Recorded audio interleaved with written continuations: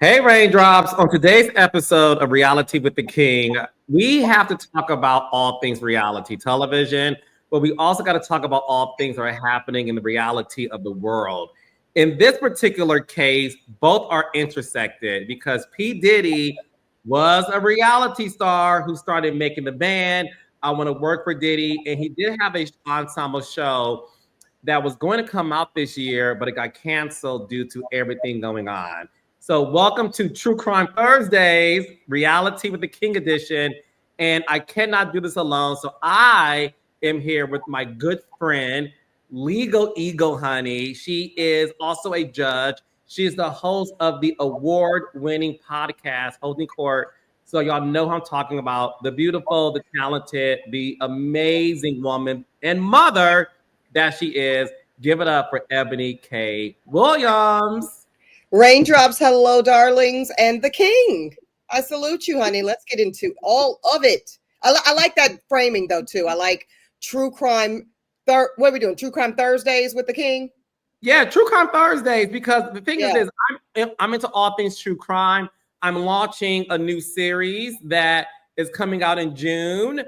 So stay tuned for that. It's in the true crime space. Yes. But with this Diddy stuff happening, it hit me, Ebony, that it is the intersection of true crime, reality star, because Puff was on Making the Band. I Want to Work for Diddy, the 4 on Fox that I worked on alongside him, DJ Khaled and Megan Trainor. So I do want to get into a lot that's been happening because what's going on in this case has been the talk of the town for the past year and a half.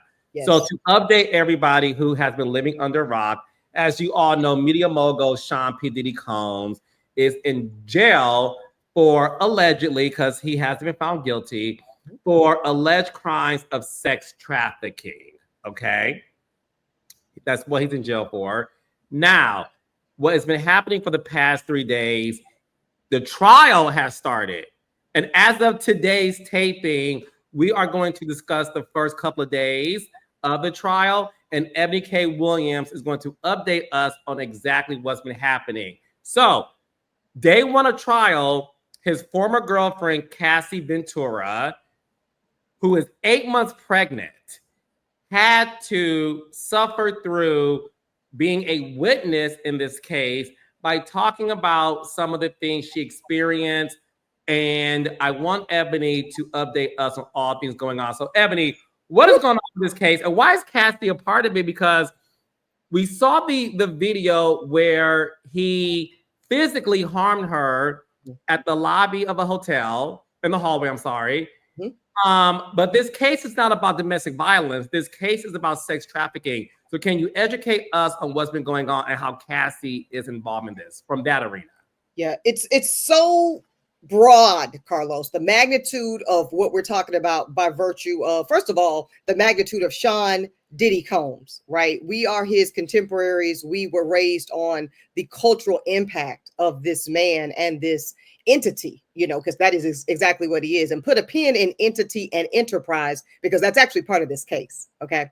So when we think all things music, but also fashion, also liquor and spirits, also television, also all the things from every genre of the industry, there's nowhere you can really go and Sean Combs or Bad Boy or Ciroc or some Combs Enterprises doesn't touch it. So let me start with that framing, just so folks can really appreciate the magnitude of the defendant. It's hard to equate it to anything, but think of the magnitude of an O.J. Simpson, where it was the NFL, but it was Hurts. It was Naked, just what's it? Naked, whatever those movies were that he was on. Think that Naked Gun and all that stuff. Yes, thank you. Think that for our generation, okay? And many people, Carlos, are going ahead and claiming this case as the case of our century. If OJ was the case of the 20th century, this is certainly the case thus far of the 21st century. And my legal peers are framing it that way. So that sets the stage. Now let's go to the charges. You correctly cited that one of the main, because it's really 5 major charges that are in this federal indictment. The three original, the sex trafficking is one of them, but they are joined with two very important co-charges: transporting for the sake of prostitution, and the biggie, as we're kind of calling it in legal communities, the conspiracy and racketeering. Okay. Then there were two what we call superseding indictments, Carlos. So these were indictments that came after that, after the first charges dropped and the homes were invaded in Miami and Los Angeles and the raids and all of that. That was when we got those first three charges: sex trafficking, racketeering and conspiracy, and then transporting with prostitution. Okay. Then we got two additional, which means that the government, in this case, when I say the government, I want to be clear, I'm talking about the United States of America, the federal government v. Sean Combs. That's the title of this case. Okay. Again, scope and magnitude. They were asking after the first indictment, Carlos, then prosecutor, black man by the name of Damian Williams. He has since stepped down from this case, but he was the original prosecutor on the case. He was asking for more witnesses and more victims, more alleged victims to come forward.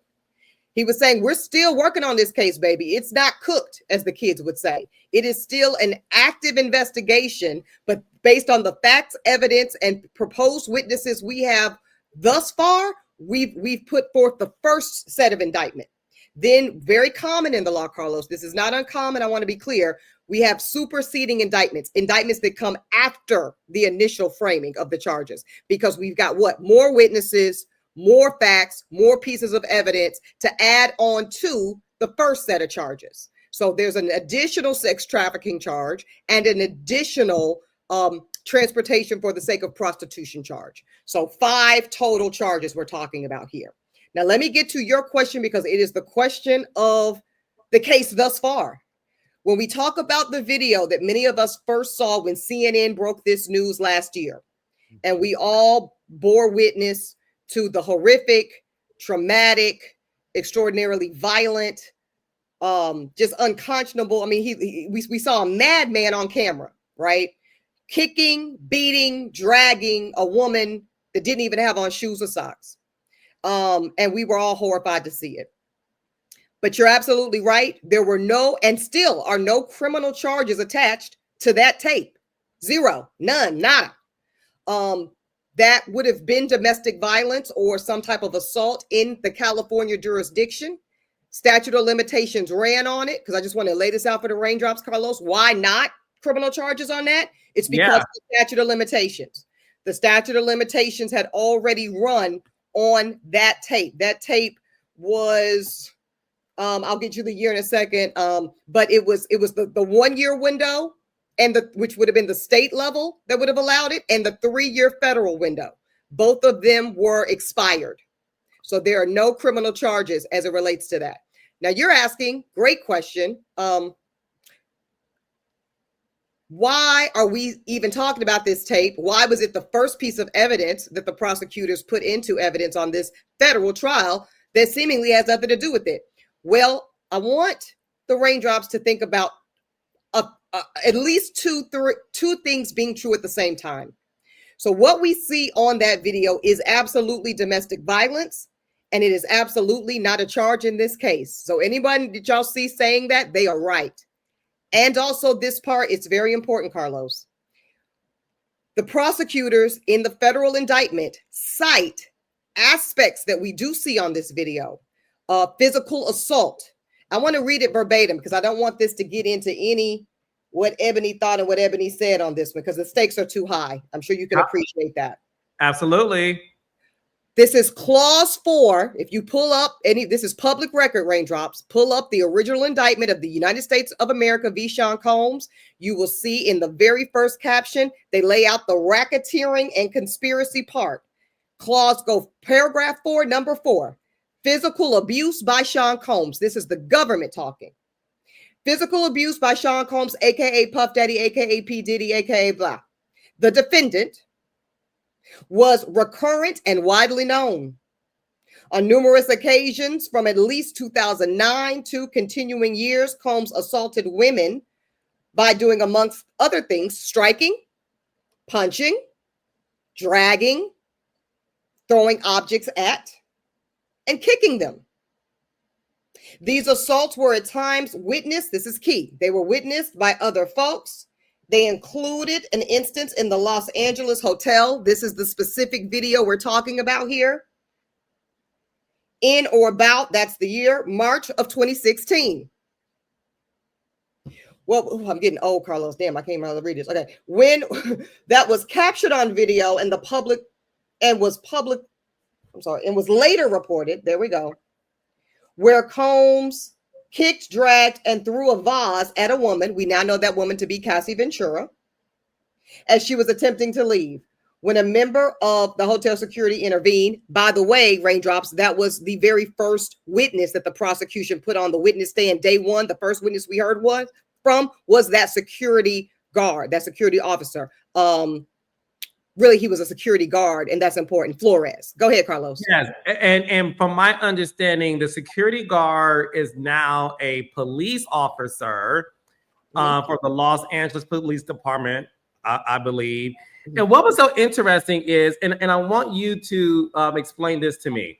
So allegedly, P. Diddy contacted the then security guard to confiscate the footage of what he did to Cassie.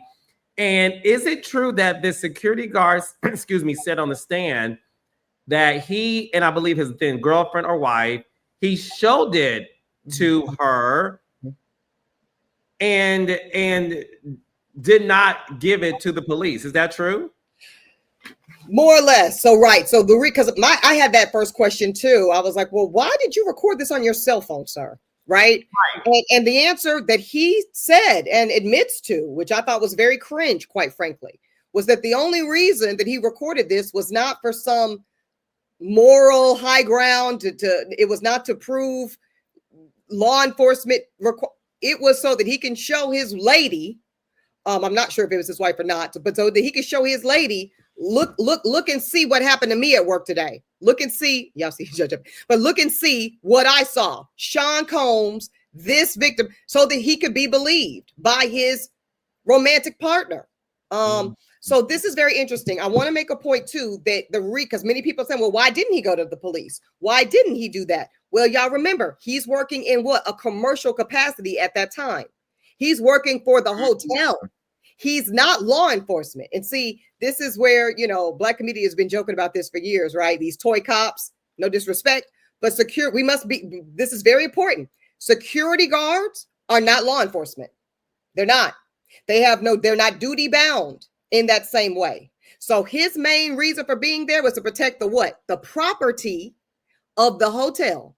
And that's why what we heard him testify to, Carlos, on opening day of trial was that he would be letting Mr. Combs know that the damage done by his abusive episode would show up on the hotel bill.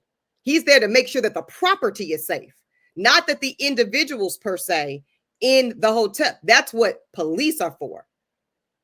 So a question for you. By this being a case that outlines sex trafficking and the other things you outline, Cassie's testimony is important. Tell me why her testimony is important as it relates to us hearing about these freak offs that allegedly, and guys, I'm saying alleged because he has been found guilty. So I'm just right, Eboni. Yep. Why are the freak off details important in this case as Cassie has to unfortunately be 8 months pregnant, living through this by giving her testimony in front of the man who we saw abuse her? Yes. So this is very important. The freak off testimony, but also the videotape. What I believe the prosecution is doing, the government in this case, Carlos, is they are slow walking. Let's back up. We've already been told that this case will likely be 6 to 8 weeks long. That's a long time. Think about all that we've already heard. How many already, right? Whether you think he's guilty or not, or it rises to the occasion of criminal activity or not, there's been a lot of, and we're on day 3, barely. Okay. And we're talking about 6 to 8 weeks more of this. So that tells me that the prosecution is slow walking The factual foundation is what they're laying, Carlos, taking their time. And unfortunately, I agree with you, but it's necessary if you're going to get a conviction. You have got to have a cooperating witness. And I think it's very important that people acknowledge that Cassie not only is testifying at her vulnerable, fragile condition of being 8 months pregnant, she's doing so under her own name. And she didn't have to do that. She could have, she made a decision. She chose to do that, Carlos King. Oh, yes. She chose to forego a pseudonym because she could have been testifying as Jane Doe 1. As we're being told, future victims, alleged victims, will be testifying under pseudonyms. Jane Doe 1, Jane Doe 2, maybe there's a Jane Doe 3, we don't know. But the fact that Cassie Ventura says, no, it's me. I am a famous woman in my own right. This culture and community know me as it relates to this man. And I believe, she must believe, Carlos, that it is persuasive for her to stand in receiving the consequences. Because let's be clear, we all know victim shaming is real. We've already all seen it already on the internet. It relates to her testimony. Sound like she wanted it. Sound like she liked it. Sound like she deserved it. Why'd she stay? Okay. So she knew she would be receiving that. She's not a dummy. Okay. She's saying, even with that coming my way, as I carry my third child in utero, okay, and that's important. And I'm going to be personal, Carlos, as a woman that just gave birth 9 months ago. What we know scientifically now is that the neuro system of the mother, of the gestational carrier, directly impacts the fetus and the child. So you better know that I'm sure her doctor told her, you withdrawing, withstanding rather, that level of stress and emotional turmoil while your baby is still in final development is you're paying a price. Okay. And she decided to pay that price on behalf of the fact that she felt it was so necessary that while this case is not being televised, that's why none of us have seen actual photos of anybody, including Sean Combs. What did we see, Carlos? These drawings at best, right? Yes. She's still saying, people, I want them to know my name. I want them to know that this is me, Cassandra Ventura, and I'm telling what happened to me, and I'm telling my truth. Now, why is the abuse and the freak offs and the violent behavior in the freak off so important that we know these details? Because the government, Carlos, is arguing that all of that creates their case to argue conspiracy and racketeering. So 2 things about that, right? So that's why when I read, I took the time to read the statute, what they're alleging in the first complaint, in the first indictment. They're saying part of because racketeering, okay, what does that mean? That means criminal enterprise at play. That's why we think of mafia when we hear RICO. Is that the reason why the feds ransacked his Beverly Hills estate and took and did the investigation, allegedly took guns and all that stuff? Because all at the same time, because when you're dealing with a RICO, a racketeering conspiracy, that means you've got multiple players, if you will, multiple agents with different tasks of executing the criminal activity. And that means if I'm in Miami and I'm a part of the Combs Enterprise, alleged criminal enterprise, and I see the cops coming, or the Homeland Security in this case coming, and what am I going to do? I'm going to text Carlos King, who's at the LA spot, and he's also a part of and I'm going to say, hey, Carlos, they just came in on us in Miami. Get rid of all the evidence in LA. So in an effort to avoid the destruction of evidence, the collaboration of people trying to get their stories straightened together, this is how this is how they put you on notice, right? That they're closing in on you, and they do it in that simultaneous way. It was not very different than what we saw with R. Kelly, where he had Atlanta charges, but he also had Chicago. You know what I mean? This is what the RICO of it all comes into play. Multiple different pockets, most of the time in different places, but all working in concert. That's a legal term. Working in concert, Carlos, meaning together for the execution of a shared criminal agenda. Wow. And part of that, one more thing, because I'm sorry to keep talking, but I want you to understand this. Yeah. And they're saying that part of the criminal activity was the abuse. was the kicking, punching, dragging of women. That's a part of what they were conspiring. Because what are we conspiring to do? If we're conspiring to make red Kool-Aid, that's not a crime. We can do that, Carlos. But if we're conspiring to punch and kick people, that's criminal. Now we're conspiring to commit a crime. So you've got to articulate before you can get to the conspiracy, because that's what everybody on social media that I'm hearing and reading and listening, and probably you and your raindrops too. Where's the RICO? Where's the conspiracy? Okay, domestic violence. I see that. Got it. He's not on trial for that. Where is the conspiracy, the RICO, the racketeering, and the working in concert? The collusion, if you will. You cannot collude by yourself. So, but I'm thinking that the prosecution has made a tactical decision here, Carlos, and a strategic decision to say, oh, we're going to get to the various members of Sean Combs' enterprise, whether they be because they worked for Bad Boy at a time, or they were his personal assistant, or maybe they were security guards, or maybe they were drivers, or maybe they were, heaven forbid, executives of some sort at, you know, the various business entities that he controlled, because this is all about him being in control of all these people and various enterprise. But before we get to that, we're going to take our time and slow walk what the criminal activity itself was. And it was the physical abuse. They're going to eventually, they kind of are starting to allude to the arson. So we heard in today, day 3 testimony, the reference to Kid Cudi, okay, who at one time was a boyfriend, a short-term boyfriend of Cassie. I think around 2011, she says, when her and Sean Combs were on the rocks, Sean Combs catches whiff of this relationship between Cassie and Kid Cudi, threatens to harm both of them. She says she at some point calls Kid Cudi. He pulls up on the curb, picks her up, takes her to his home. At some point she goes, anyways, and Sean Combs says, I'm going to blow his car up.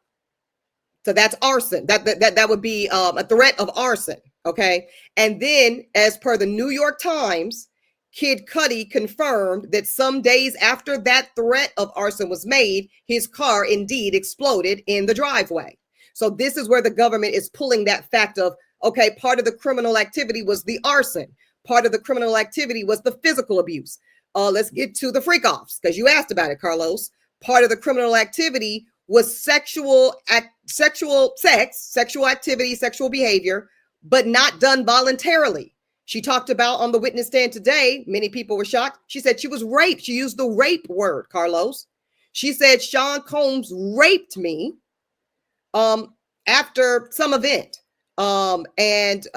She said he had dark eyes, his eyes were blacked out, and he raped her. Okay, so that would be criminal activity. And if the prosecution can prove, Carlos, that other people were involved in the execution of him being able to rape her, and this could be simple. This could be as simple as his driver taking him to the destination where the rape occurred. If the driver had knowledge that Sean Combs was going there with the intention to commit a crime, to do something illegal.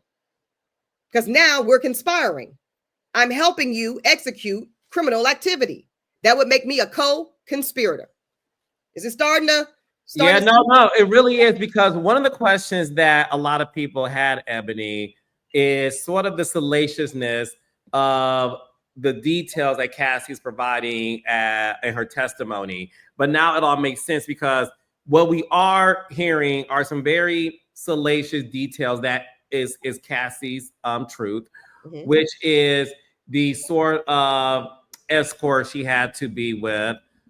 She's been cross-examined about whether or not it was elective or was she forced to do it. Well, not yet. Let's be easy on that word cross-exam, Carlos, because it's very important. We're going to get to it.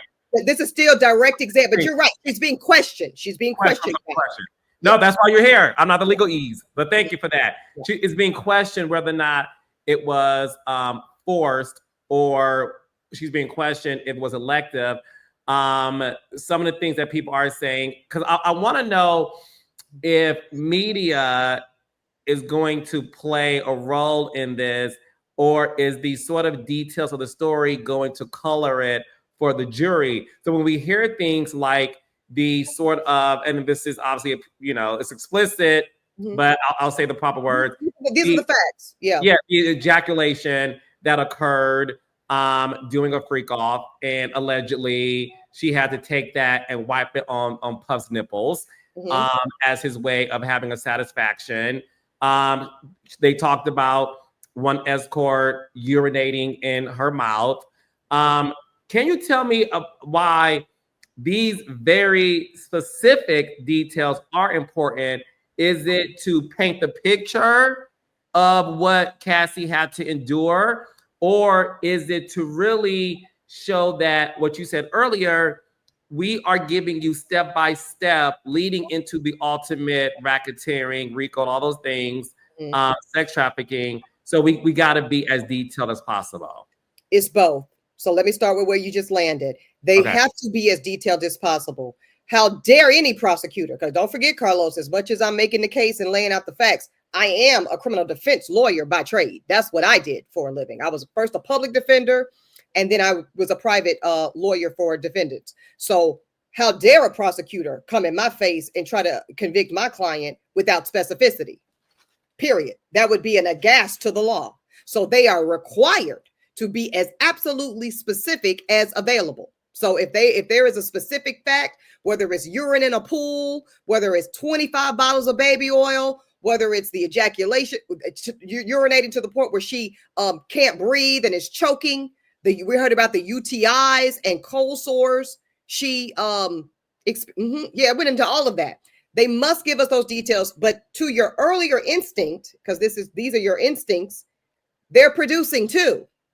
They're painting the picture. They're showing you with fine detail and broad stroke.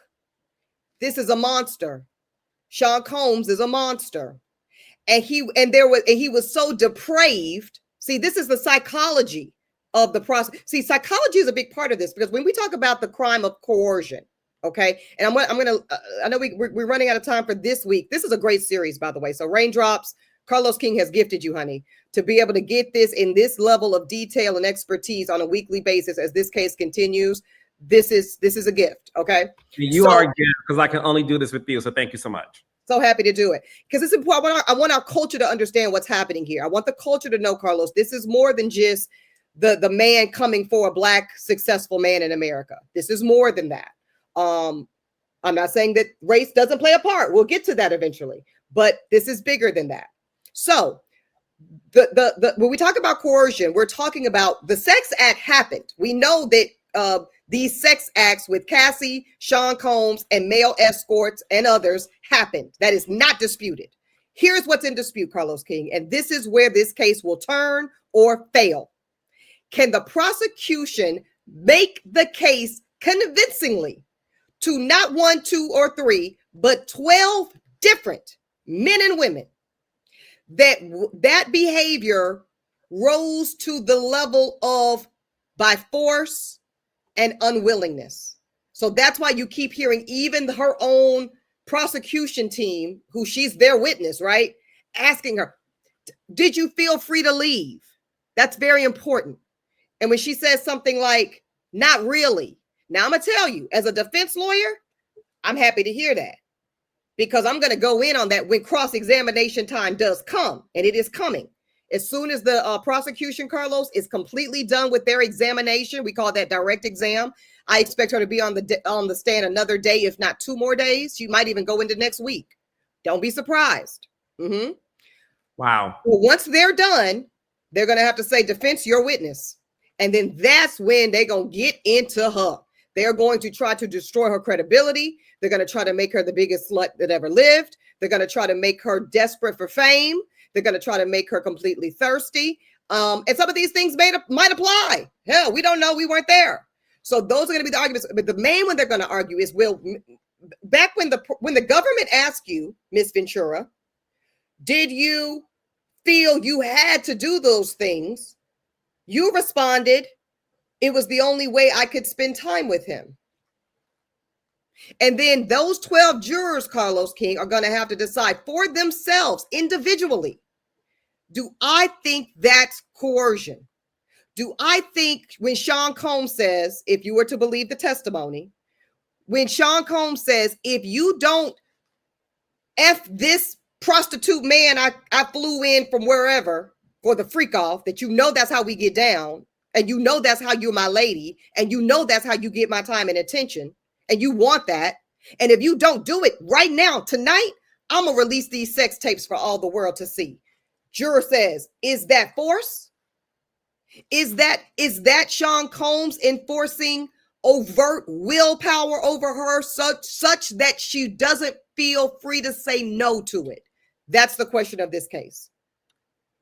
Eboni K. Williams. Okay, that first of all, that was powerful in the sense of really understanding the magnitude of this case, the dynamic of this case, the sensitivity, you know, and we watch a lot of court shows, movies, and all that stuff. But what we always know is when you say something, like you said, the defense can take that one soundbite and paint a different picture for the jurors. I got two more questions before I know you're busy, Mom. And no, but this is so good, Carlos. That's what I'm saying. No. It's really good. Yeah, it's good. Okay, so what we did learn today is Cassie accepted the $20 million settlement from Puff when she and her legal team revealed to all of us last year what she was going ago. 2 years. Oh my God, it feels like yesterday. 2 years ago. What is so interesting about that to me is this. I would love to get your legal educate us on this, excuse me. It was said today that she was writing a book and was going to release it, and she gave him a heads up. Did she ask for did Cassie ask for money in order to not release the book? Did he say no? Did she then release what she went through publicly? And then did he settle with her less than 24 hours after that? So my understanding of the facts, based off of the reporting that I've been able to get, because that's all we can get, you know, unless you're in the press pool. Actually, there is no press pool. So unless you're in the courtroom, really. From per my reporting, this is the order, Carlos. She writes the book, shows it to her mother, says that her intention with writing the book is ultimately for Sean Combs to see it, and she hopes it brings remorse. So she then contacts him through his team. Specifically, she names KK. Okay, and it says a high level assistant to Sean Combs, and says, get him these chapters. This happens. Someone from his team offers $30 million. So it's my understanding, Carlos, that she didn't necessarily ask, because that would be the height of extortion, quite frankly.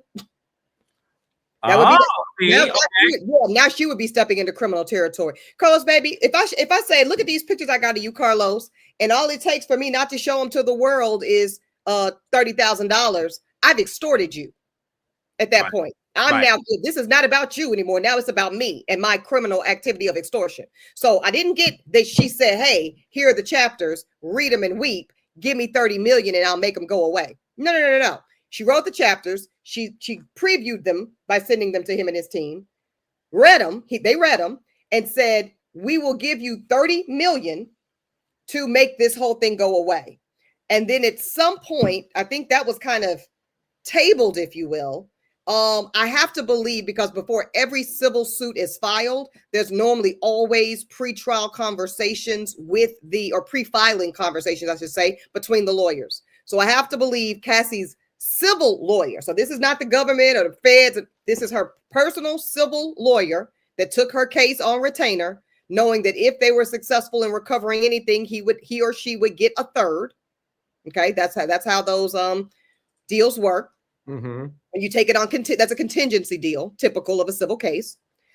They went to Sean Combs and his team and said, hey, we're about to file this suit. And they probably gave them maybe not everything that was in the suit, Carlos, but a lot of it.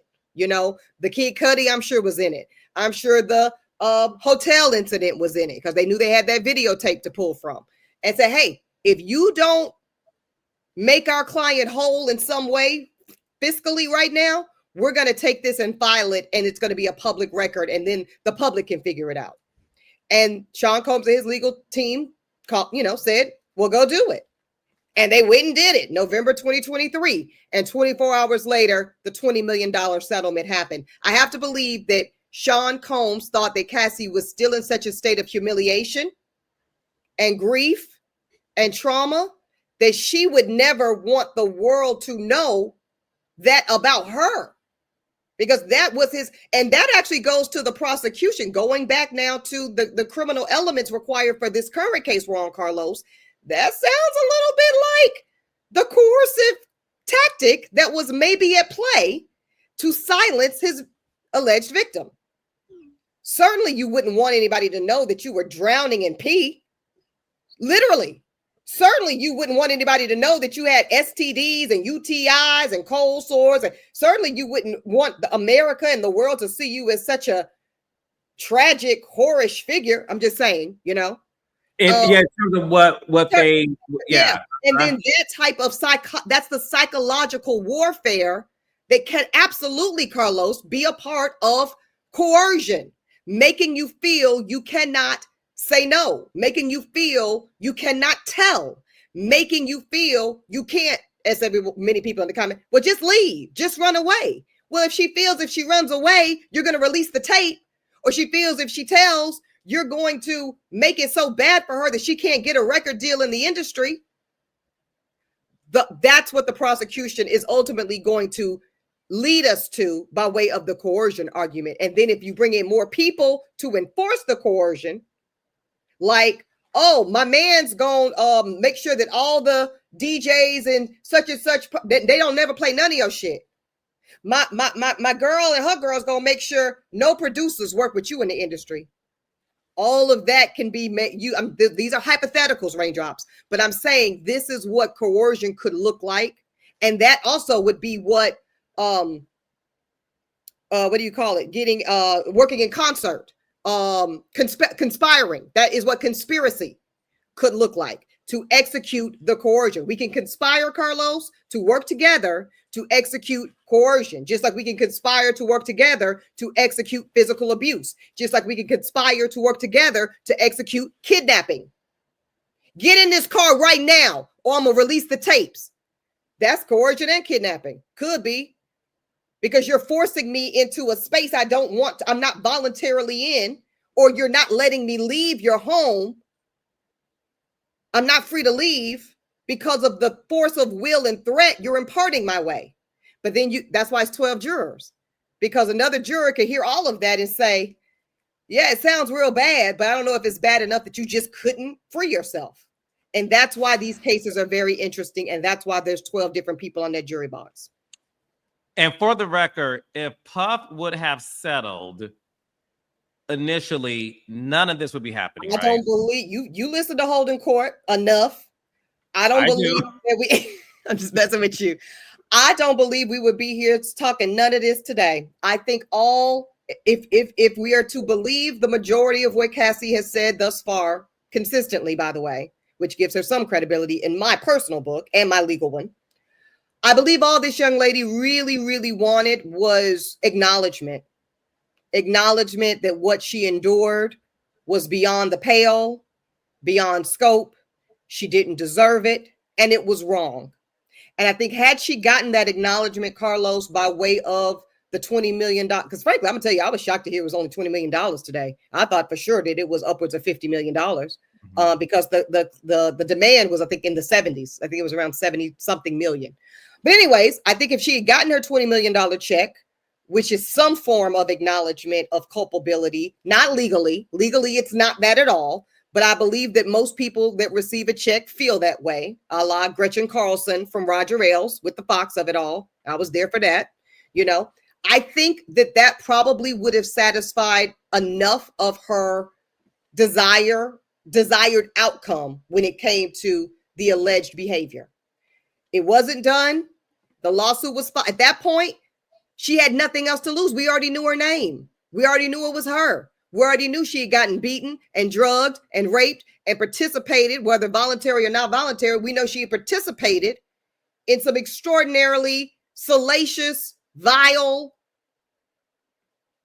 unconscionable activities. So at that point, I think it became game on, so to speak.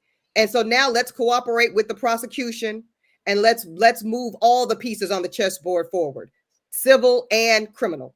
And that's why we're talking about the case today. Last question for you. Mm-hmm.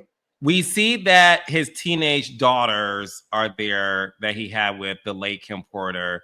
And Sarah Chapman. Mm-hmm. And Sarah Chapman. Thank you. Sarah's their daughter together named Chance. Mm-hmm. We see his first child's mother, Misa Hilton, who's with a walker, show up. His mom showed up. His sons show up. They weren't married, so his bonus son Christian, the son of Al B. Sure, showed up. Why do you think it was important for the defense to bring in his family, but importantly, his very young teenage daughters, who I read, I don't know if it's true, but I read that the information Cassie is speaking about obviously is so severe that his teenage daughters had to leave the room. Why are they even there in the first place? I'm so glad you asked this on the way out, because I had some thoughts around this. So conventional wisdom tells us as lawyers, right, especially defense lawyers, that we want to humanize and sympathize our clients to the best of our ability. And that's good legal advice and skill. That is true. It's the reason that you saw Rihanna and A$AP Rocky's two little baby cute sons in court on his verdict day. Here's the difference, though. So that's the why. That's the theory around why they would be there in the first place, to answer your question.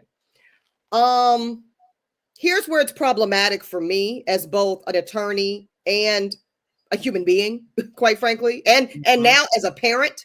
Okay. I don't know if I'm a juror looking at especially like you said, the three youngest girls, right? It's one thing. Justin's 31 years old. We could argue he's a grown man. Christian, I believe at some point, these are older children. Okay. So I think you can make the argument that they could stomach hearing a lot of this. I think when you're talking about these young teenage still girls, I'm now questioning the wisdom of you understanding what best interest of the child means. And that should always be our North Star as parents, period. We should always only be doing what is in the best interest of our children. So while I understand a legal theory or impulse to show, look how great of a father he must be for these kids to be in the galley supporting him. Look at how great of an ex-husband he must be. Look, or not husband, because he never married a motherfucker, but look at how great of an ex-boyfriend or baby daddy or great son. Because is Janice Combs in the courtroom? I believe she was. Yes. Yeah. You know, so look at who's showing up for him. I understand that, Carlos. But if I'm on this jury, I'm also wondering, well, damn. Are you that self-centered, selfish, and either that or so unaware of the innate trauma that is inherent when your daughters, whether you did it or not, irrelevant actually, that your daughters are having to bear witness and be in an environment so traumatic, so dark, so toxic? I would think even if you did nothing wrong, Mr. Combs, you would think so much of your responsibility to your teenage daughters to protect them from such testimony. And the fact that you, between those two choices, because we all have choices, Carlos, you and your legal team said, nah, we feel it's more important for the jury to see these girls and try to sympathize with Sean Combs, our client, than to protect the emotional well-being, the psychological stability of these very formative young girls, Carlos, who are in this very moment shaping their understanding of sexuality, their understanding of consent, their understanding of body autonomy, their understanding of their own ability to say yes, no to certain. So I would actually, to me, this was a miss on the defense for the three young daughters. Now, the older sons, the mama, yes, because God knows hardly anybody from the industry has said a motherfucking thing on behalf of Sean Combs in positivity or defense. To be noted, okay? Just something to note. So showing your family and support, yeah, let's make you human. That's why he's got those sweaters on every day in court versus the power suit, you know? That's why, you know, they've got him, I think Sonny Hostin said on The View, he's looking like Mr. Rogers. You know, yeah, absolutely. The glasses. What you doing with them glasses on, Carla? I'm just playing with you. No. I'm just playing with you. But yeah, let's we saw this with the Menendez brothers, 30 years ago. Let's try to humanize and soften the defendant. Got it. Cool. Every good defense lawyer does it. I did it too with my clients. But these young girls are very tender. They're very vulnerable. They're very impressionable. And I would think a good father that cares about their interests would protect them at all costs, even if he was completely factually innocent. We saw this in A Time to Kill. Take her out of this courtroom. Samuel L. Jackson didn't want his daughter, it's fictitious, but didn't want his daughter to see that. And he ended up getting not guilty. But there's certain things a good parent wants to protect their child from. So I think the call on this looked selfish, it looked contrived, and it looked desperate, quite frankly. Ladies, gentlemen, gays and theys, the incomparable Eboni K. Williams. I mean, there's nothing else to be said after that. Mic drop for my girl. And y'all, she's coming back next week for another roundup of what's happening with the Diddy trial. Eboni K. Williams, I thank you so much. And I'll see you next week. See you next week, love. Bye, Raindrops. Bye, Carlos. Bye.